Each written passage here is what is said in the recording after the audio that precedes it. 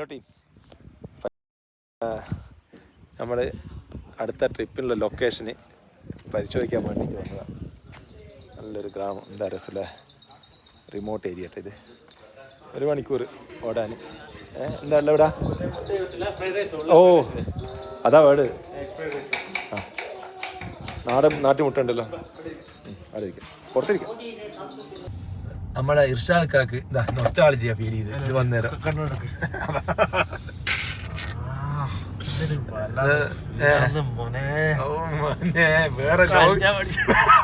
വേറെ ലോകത്തെത്തിയ ഫീലാന്ന് പറയുന്നത്.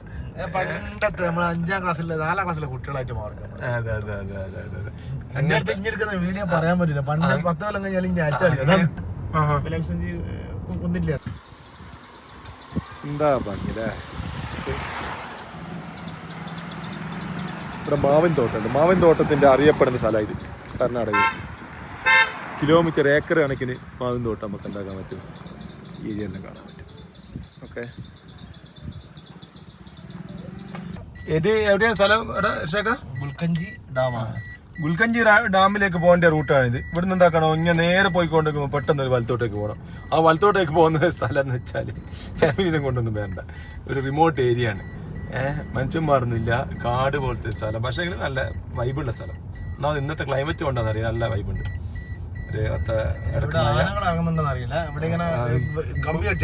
കമ്പിയും കെട്ടിക്ക് മരിച്ചിട്ടുണ്ട് എല്ലാം. ആനയെ മരിച്ചിട്ട് അല്ലെങ്കിൽ മറ്റേ കർഷകന്മാരല്ല. പിന്നെ ഇവിടെ കുറെ ശ്മശാനങ്ങൾ കാണുന്നുണ്ട്, ശവക്കല്ലറകള്. അത് വൈകുന്നേരം ഒന്നും വരാൻ നിൽക്കണ്ട, മറ്റേ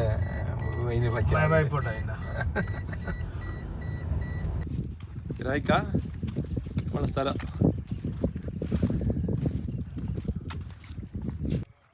ഇതാണ് പട്ടക്കുളം. ഡാമിൻ്റെ സൈഡിലെ പട്ടക്കുളം. ഇതാണ് ഗുഡ്ഗുഞ്ചി ഡാം. ഗുഡ്ഗുഞ്ചി ഡാമിൽ നീര് ഇപ്പം കുറവാണ്. അറിയാമെങ്കിൽ നീര് കൂടുതലാണ്, നീര് കുറവാണ്. മഴ കോടയില്ലാത്തതുകൊണ്ട് നീര് കുറവ്. ഓക്കെ, ആ നിങ്ങൾ പാമ്പ് വൈറ്റ് നേരത്തെ കമ്പനി ആയല്ലേ, ശവടക്ക് കഴിഞ്ഞല്ലേ. പിന്നെ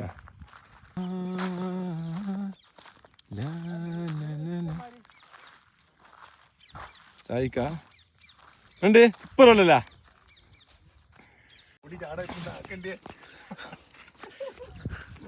കണ്ണും നോക്കല. എങ്ങനെയുണ്ട് സ്ഥലം? ഹലോ,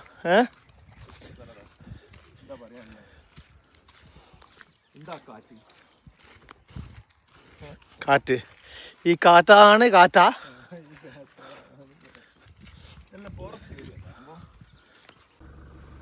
അങ്ങനെ കേസ് നമ്മളിതാ മടങ്ങുന്ന റൂട്ട് കണ്ടോ. നമ്മൾ ഈ ബാംഗ്ലൂരിൽ നിന്ന് ഇങ്ങനെ ടൗണിൽ നിന്ന് ഇങ്ങനെ ട്രാഫിക് കണ്ട് എന്നിട്ട് എന്താ കാര്യം? ഇടയ്ക്ക് ഇതെല്ലാം കാണണ്ടേ. നാച്ചുറൽ പതി. ഇപ്പോഴും മാവുമ്മിൽ പൂത്ത മാവ് കാണണമെങ്കിൽ എങ്ങോട്ട് വന്നേക്കണ്ട. നമ്മളെന്താ പറഞ്ഞേ? അതെയാ, എടുത്തോ, കണ്ണ് ഫോട്ടോ പോസ് ചെയ്യണല്ലോ.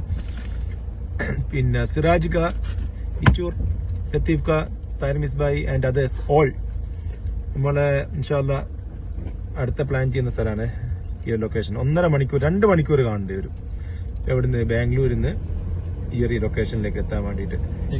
ഓക്കെ, പിന്നെ പിന്നെ ഈ ലൊക്കേഷന്റെ പ്രത്യേകത എന്ന് വെച്ചാൽ ഈ നൈസ് റോഡും കഴിഞ്ഞ് വിടടിയിൽ നിന്ന് ലെഫ്റ്റിലേക്ക് കയറി കഴിഞ്ഞാൽ പിന്നെ ഫുള്ള് ഗ്രാമങ്ങൾ, നല്ല ഗ്രാമങ്ങൾ.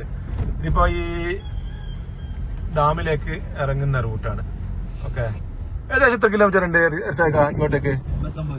89 കിലോമീറ്റർ. നമ്മളെ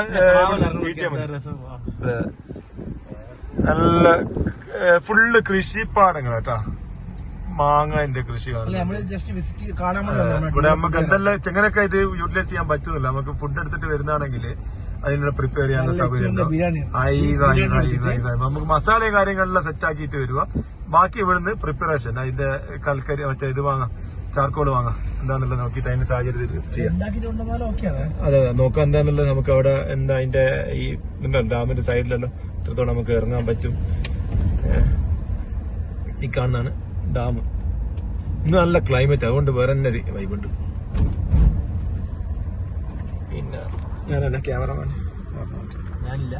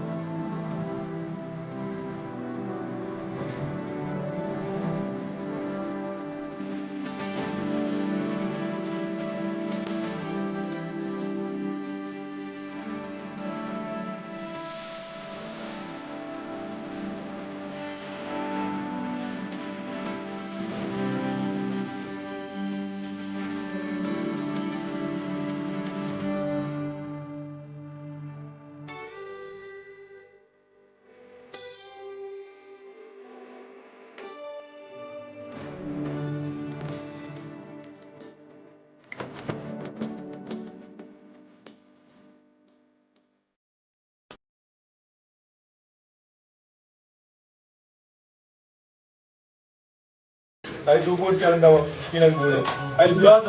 ബാക്കിയെല്ലാം എന്താക്കി അതിൽ വീണ് നോക്ക് നിങ്ങൾ പോയില്ലോ നോക്കട്ടെ സ്പൂണില്ലേ സൂപ്പ് വന്ന് അങ്ങോട്ട് ആദ്യം ഒരു സിപ്പ് കുടിക്കും മറ്റേ സൊനാപ്പിക്കൽ ആഡ് ചെയ്തോ അത് കുടിക്കാതെ